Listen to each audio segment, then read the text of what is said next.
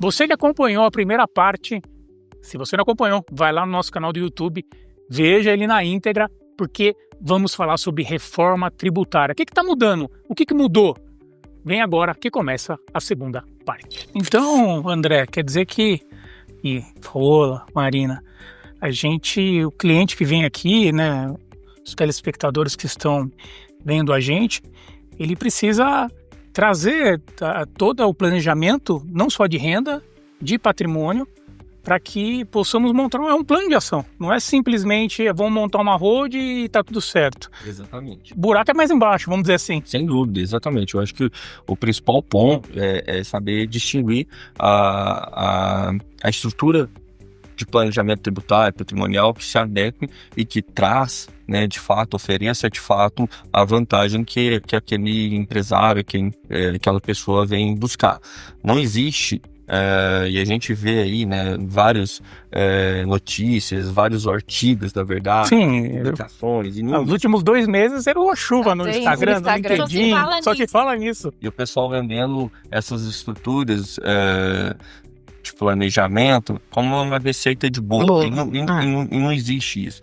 Para cada pessoa, para cada empresa, mesmo aquelas do mesmo segmento, existe uma estrutura peculiar, uma estrutura que se adapte melhor à realidade. Então, o que a gente faz aqui dentro da LBA é entender qual que é a estrutura, qual que é o cenário daquele negócio, daquela empresa, daquele empresário, para a gente identificar qual é o melhor aspecto de planejamento a ser oferecido e a ser estruturado. Porque a gente não pode pensar, né, que vamos simplesmente criar, como o mesmo disse, vamos criar uma holding de participações, transferir as cotas que uma pessoa detém da empresa para essa holding de participações e pronto. Vamos pegar os imóveis, vamos jogar para uma holding patrimonial e pronto. Vamos pegar agora, vamos até fugir um pouco do aspecto de holding, para um aspecto de tributos em formato geral. Sim. Vamos ver se um regime especial de CMS adequa a uma empresa XYZ. Vamos aplicar esse mesmo regime para todos. Não necessariamente é o melhor. Então, assim, o tributário, a gente costuma dizer que ele é personalizado. Depende da realidade da empresa. E a gente fala, assim, eu mesmo defendo isso, que nós não temos atualmente, mesmo o atual sistema, ele não é falho, ele não é ruim, ele é bom. O que ele tem é uma complexidade, e é uma complexidade que necessita de profissionais que saibam interpretar e aplicar. E com o sistema tributário que vem a se desenvolver aí a partir de 2027, mas tendo um início, né, em termos de transição, de aprendizado, até de sistema, né? De sistema, agora em 2026, esse daqui tende até a ser um pouco mais complexo. Ele vai demandar uma interação ainda maior. A gente tem um sistema híbrido que, entre 2 regimes, por vários anos, né, pela transição, a gente vai ter um modelo atual com um modelo novo.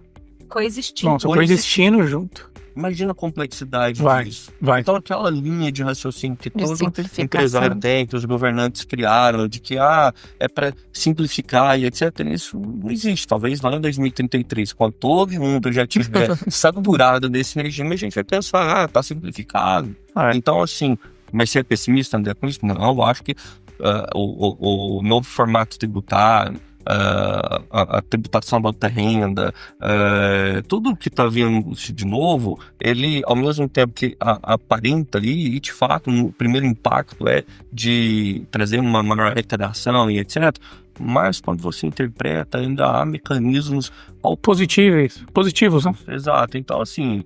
Eu tenho muitas oportunidades. Sim. Entender essa oportunidade. Perfeito. E sabe uma coisa que até, enquanto você comentou sobre a necessidade de trazer algo sempre muito personalizado, me veio à mente, eu acho que é uma coisa super bacana para as pessoas pensarem. Porque muitas vezes a gente traz o planejamento patrimonial muito voltado à sucessão, né? Então, por exemplo, igual ali no início eu comentei isso. Falei, nossa, mas se a gente simplesmente se limita ali ao primeiro movimento, que seria, por exemplo, eventualmente você integralizar, isso falando um pouco em imóveis, né? Sim. Mas você colocar uns bens em um CNPJ e não doar as cotas, a gente não elimina o inventário. Perfeito. Mas, será que realmente sempre vale a pena eliminar um inventário? Nem Boa sempre, pergunta. né? Olha que interessante. Porque pensa uma coisa comigo, nós temos estruturas operacionais. Certo. No caso do imóvel, é algo que a gente realmente acaba pensando, poxa, mas vai trazer um grande benefício. Mas e quando nós estamos falando em estruturas operacionais, em empresas ativas, em que realmente pode haver uma transmissão de cotas, que vai evitar um inventário, mas e os efeitos práticos? De trazer esses herdeiros, muitas vezes despreparados, muitas vezes menores, crianças.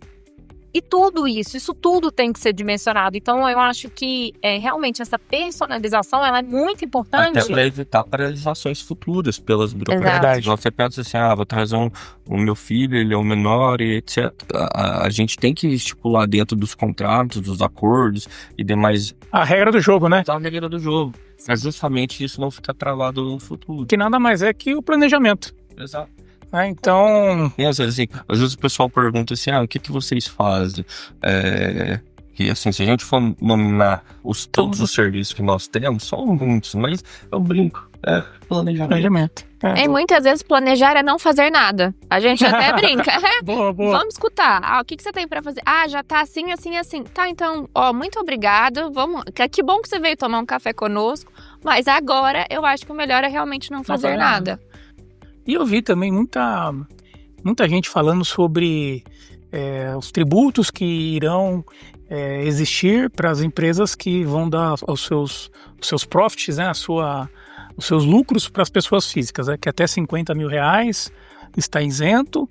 E a partir disso, né, e existem muitas pessoas que falam, não, se você tiver hold, você joga uma parte para lá, uma parte para cá e vai estar tudo certo. Então você vê que é um monte de coisas que não é bem assim, né? Eu acho que não funciona bem assim, né? Não necessariamente, igual a gente viu no início, quando surgiu essa nova legislação, a gente viu falando assim, é só simplesmente criar um cartão corporativo, agora eu pago tudo pela minha... Pessoa empresa, simplesmente vou lá, vou pagar a escola do meu filho, da minha filha pela empresa, pagar tudo pela empresa, porque eu não preciso jogar nada para minha pessoa física.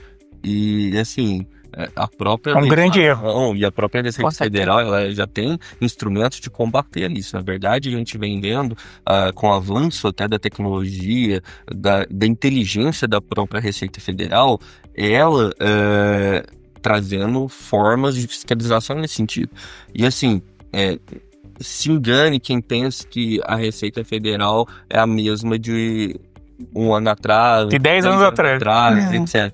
Porque assim, o que a gente mais tem visto são níveis de fiscalizações no detalhe. E aí vão falar, mas a Receita Federal não pode fazer isso. Na verdade, quando a gente vê que lá no passado, o histórico de planejamento era muito no jeitinho. Era trazer estruturas e formatos fictícios de economia tributária. Perfeito. Agora essas empresas estão pagando um pato porque caíram numa facilidade vendida lá no passado. Então, assim... São 5 anos, tem que falar, né? Realmente, A gente viu recentemente clientes que surgiram para nós no sentido de defesas administrativas por erros grosseiros, por falhas nas suas estruturas no passado, de simplesmente fazer o link entre empresas do mesmo grupo. Operações societárias milagrosas que naquele primeiro momento traziam sim uma redução da carga tributária, mas que agora a gente está vendo que não faz sentido nenhum. E um detalhe, né? Operações formalizadas em 2020 que realmente vieram a ser fiscalizadas agora. 25. Exato. Então, assim, e que não teve assessoria de advogado. Foi tudo feito internamente. E aí a gente vê que a Receita Federal, ela está muito esperta nisso. Um passado muito recente, na verdade, a gente vê aí alguns escritórios, alguns players do campo tributário, que ofereceram inúmeras oportunidades tributárias em relação a contribuições previdenciárias, o INSS, e que agora as empresas estão pagando pato, justamente por ter sido oportunidades vendidas de forma milagrosa, sabe? Questões aí voltando 10, 20 anos atrás. Se associa ali, faça isso e vai dar tudo certo. Sabe, essas coisas não existem, sabe? Então, concordo, tem que ter coerência. E ao mesmo tempo que a gente vem vendo a Receita Federal se aperfeiçoar para ver essas falhas. Mas o bom planejamento, ele sempre vai ter vez. E ele sempre vai se sustentar. Essa questão mesmo da tributação da outra renda, ontem mesmo a gente estava discutindo um aspecto que a gente viu, assim, era muito notável e como é que fala, conhecido, a estrutura de planejamento tributário do próprio BTG.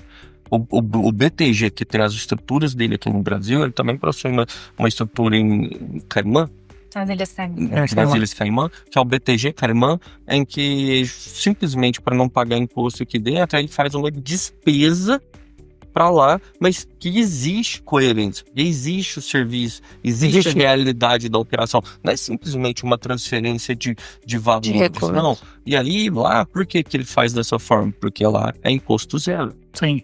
E aí, eu acho que entra até uma questão super interessante, que eu não acho que é esse monstro que, né, que tá todo mundo vendendo e tá, realmente as pessoas estão comprando planejamentos muito no desespero. Eu acho que realmente é o fim do planejamento mal feito, do planejamento simplista, do planejamento que olha um único aspecto. E aí, até quando você me fala de reforma da renda, o que vem à cabeça das pessoas imediatamente vão passar a tributar os dividendos.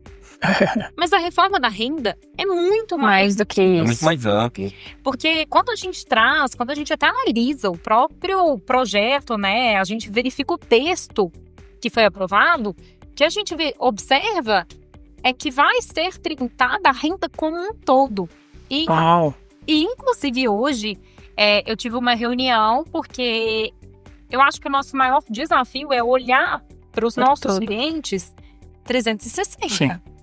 Porque aquelas pessoas, né, que vêm até nós, elas não recebem apenas dividendos. Os dividendos são uma fração da renda daquela pessoa. Concordo. Quantos empresários que às vezes a gente até detém aqui no escritório como cliente, que às vezes ele tem os valores que ele recebe da empresa, ele tem valores que ele recebe de aluguéis, ele tem valores que ele recebe dos investimentos. Hoje eu tive, era até isso que eu ia comentar, eu tive uma reunião com o assessor de investimentos desse cliente. Porque não adianta só eu me preocupar se os dividendos não vão ultrapassar os 50 mil e não vai haver ali, né, então, uma retenção na fonte dos 10%. Sim. Por quê? No final do dia, eu preciso observar se os demais rendimentos que aquele determinado CPF recebe não vão extrapolar esses 50 mil, porque pode ser que eu me limite a olhar os dividendos e de modo que não haja retenção na fonte. Sim. Mas tudo que está sendo recebido está sendo contabilizado. Vai acumulando. Exatamente. E alguns investimentos que antes eram isentos passam também a ser tributados. Então é importante que olhe a carteira de investimentos para entender se o que está lá faz sentido permanecer lá também.